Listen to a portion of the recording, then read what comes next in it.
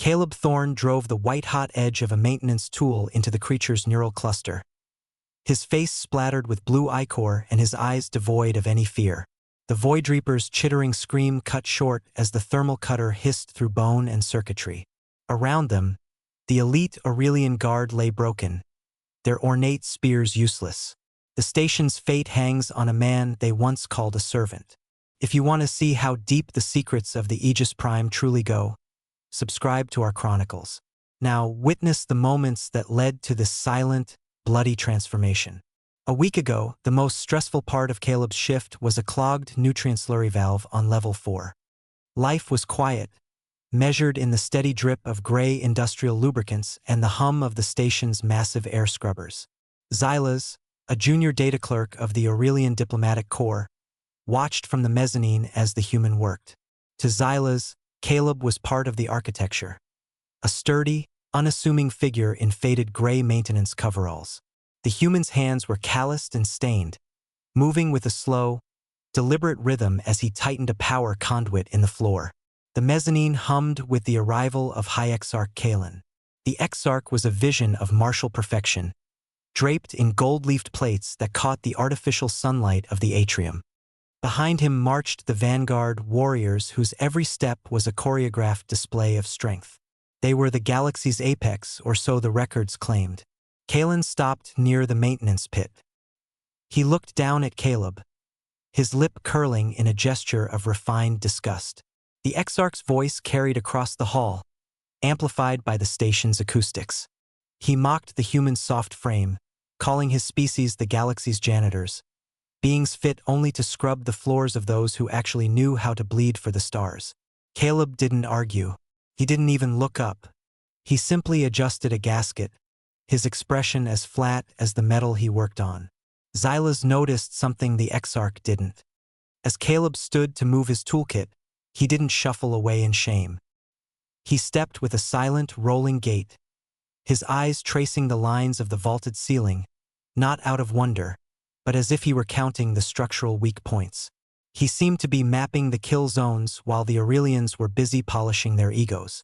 3 days later, the impenetrable shields of Aegis Prime didn't just fail, they evaporated.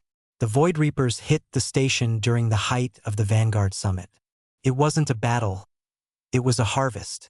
The Aurelians met the invaders in the main hall, their honor-bound formations beautiful to behold and utterly useless against the Reapers' adaptive, shifting armor. Xylas fled toward the engineering bays, his heart hammering against his ribs as the sounds of slaughter echoed through the vents. He found Caleb there. The human wasn't running. He was standing by a heavy bulkhead, calmly checking the charge on a handheld thermal cutter. Every war has a turning point, and every survivor has a story worth telling. Subscribe to hear the rest of this mission. We're just getting started. Caleb looked at Xylas, then at the group of trembling civilians huddled behind a coolant tank. There was no panic in the human's eyes, only a cold, mechanical focus. He reached out and grabbed the sleeve of Xylas's robe, pulling him toward a control console. The human didn't speak with the flowery grace of an Aurelian. His voice was gravel and iron. He told Xylas exactly which sectors to vent and which gravity wells to invert. He wasn't a technician anymore. He was a commander who had been waiting for the signal. Xylas watched as Caleb signaled to several other humans, men and women in the same drab gray maintenance coveralls. They moved with a terrifying, silent synchronization. They didn't reach for spears or shields. They reached for heavy-duty wrenches, high-pressure steam lines, and floor plates. They didn't value the honor of the blade. They valued the efficiency of the trap. The humans didn't scream battle cries. They spoke in short, clipped bursts of data over the internal comms, a language of coordinates and pressure yields. Xylas watched from the shadows of the secondary cooling manifold as Caleb led his team, this group of janitors, into the smoke. They moved with a terrifying economy of motion, sliding through the darkness like shadows that knew every rivet and seam of the station's bones. They reached the Grand Promenade just as the final Aurelian line buckled. High Exarch Kalen was on one knee, his golden chest plate shattered, the light of his ancestral blade flickering like a dying candle. Above him, A Void Reaper loomed, its adaptive carapace pulsing with a sickly violet light as it prepared to deliver the final strike. Caleb didn't charge. He didn't offer a challenge. He simply stepped out of a maintenance hatch behind the creature. The transition was instantaneous. The man who had spent a decade fixing pipes and scrubbing filters moved with the predatory grace of a creature that had been holding its breath for years. He closed the distance in 3 strides, the thermal cutter in his hand glowing with a lethal, focused intensity. In one fluid motion, Caleb drove the white-hot edge of the maintenance tool into the creature's neural cluster. His face splattered with blue ichor and his eyes devoid of any fear. The Reaper's armor, designed to deflect the high-energy pulses of Aurelian weapons, offered no resistance to the crude, concentrated heat of the industrial tool. It hissed through the central nervous system, and the monster went limp before it could even register the threat. Caleb didn't stop to admire the kill. He looked at Kalen, his expression unreadable, and then turned his attention to the remaining invaders. "Crossfire pattern gamma," he barked into his headset.